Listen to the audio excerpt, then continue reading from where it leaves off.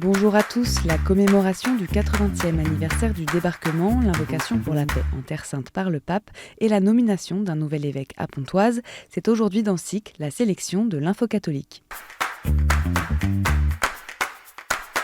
Le 6 juin 1944, ils furent des dizaines de milliers de jeunes à débarquer sur les plages de Normandie sous le feu des troupes de l'Allemagne nazie. Ils venaient combattre pour que nous autres, pays de la vieille Europe, puissions à nouveau vivre libres.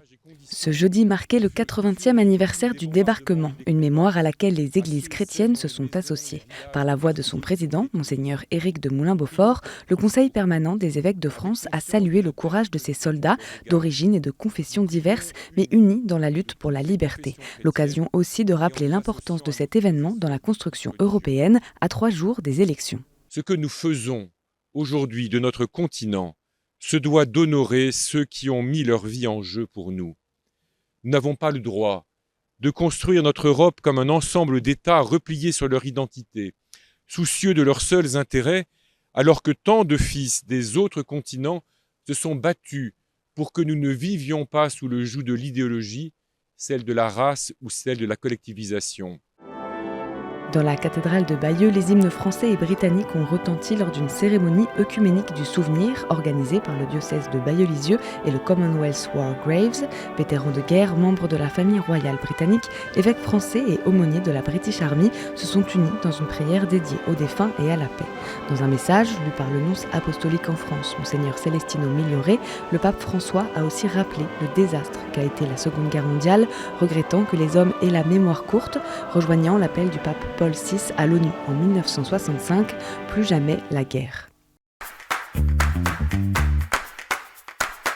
Dans les jardins du Vatican, c'est une autre commémoration qui a eu lieu vendredi, celle des 10 ans de l'invocation pour la paix au Proche-Orient qui avait donné lieu à une rencontre historique entre le Saint-Père, l'ancien président d'Israël Shimon Peres, le président de l'autorité palestinienne Mahmoud Abbas et le patriarche orthodoxe Bartholomé. En symbole de paix, les 4 hommes avaient planté un olivier. 10 ans après, alors que la guerre a repris à Gaza, c'est près de ce même arbre que François réitère cet appel. Nous devons tous travailler et nous engager pour parvenir à une paix durable, où l'État de Palestine et l'État d'Israël puissent vivre côte à côte en abattant les murs de l'inimitié et de la haine, a-t-il exhorté, avant de reprendre cette prière dite il y a 10 ans. Seigneur, désarme la langue et les mains, renouvelle les cœurs et les esprits pour que la parole qui nous fait nous rencontrer soit toujours frère et que le style de notre vie devienne shalom, paix, salam. En Île-de-France, le diocèse de Pontoise a un nouvel évêque depuis mardi. Il s'agit de Monseigneur Benoît Bertrand. Il succède à Monseigneur Stanislas Lalanne, dont la démission a été acceptée à l'âge de 75 ans. Jusqu'alors évêque de Mans dans l'Osaire, Monseigneur Benoît Bertrand est l'un des 4 évêques de l'Hexagone qui participent aux 2 sessions du synode sur la synodalité à Rome en 2023 et 2024. J'arrive à Pontoise et dans le département du Val d'Oise, humblement, modestement. Je me mets à votre écoute, je ne vous connais pas. Je n'ai qu'un seul désir, vous écouter, vous rencontrer. Je porte le prénom de Benoît. La règle de Saint Benoît commence par un verbe, écoute, et elle s'achève par un autre verbe, tu parviendras. Alors nous allons nous mettre à l'écoute ensemble du Seigneur et puis je vais moi-même me mettre à votre écoute pour vous accompagner sur le chemin de la sainteté. L'installation de Monseigneur Benoît Bertrand aura lieu dans le Val d'Oise le 15 septembre 2024. Jeudi, le tribunal judiciaire de Gap a condamné à 1 an de prison pour attouchement sur mineur un prêtre de la fraternité Saint-Pédis en rupture avec l'Église catholique depuis 1988. Lors du procès, le prêtre a reconnu les faits commis entre 2002 et 2018 sur 7 jeunes alors qu'il exerçait des fonctions éducatives. Il a aussi affirmé avoir alerté dès 1998 la fraternité Saint-Pédis qui n'a fait un premier signalement que 21 ans plus tard. Une belle histoire de solidarité entre juifs et catholiques partagée par Chaim Corsia lors de la soirée L'Europe contre l'antisémitisme organisée lundi dernier par la revue La Règle du Jeu.